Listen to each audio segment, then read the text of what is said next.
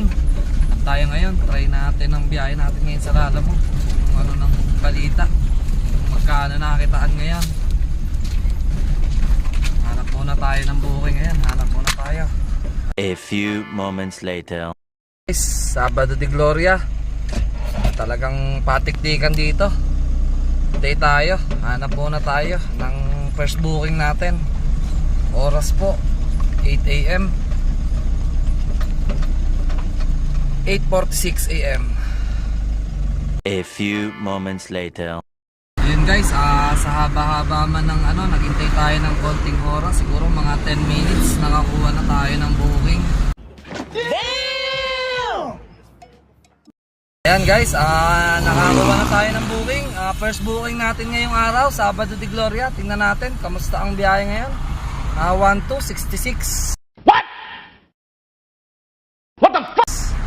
Silang to Taguig. Tara, puntahan na po natin.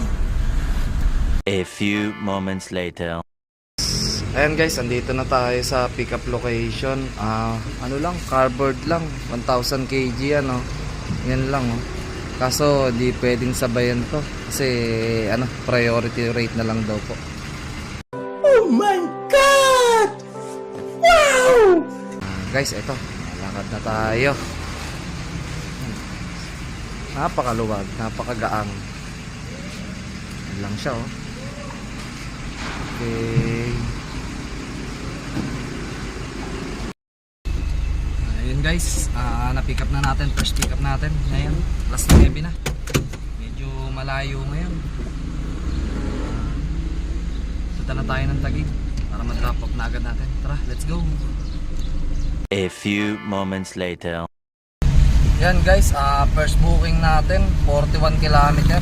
Puntahan na natin guys agad para ma-drop off na agad natin. Let's go. A few moments later. Ayun guys, andito na tayo sa drop off. Da-drop off na natin yung item. Hintay na lang natin bumaba yung mag-pick up ng item bago drop off na lang natin to. Kaya habang hinintay natin sila, hintay na tayo ng pang-booking natin, second booking.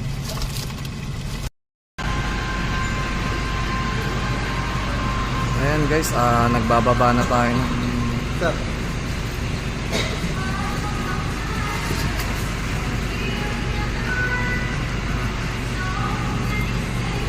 A few moments later. Ayan guys, hintay na tayo ng second booking natin. Medyo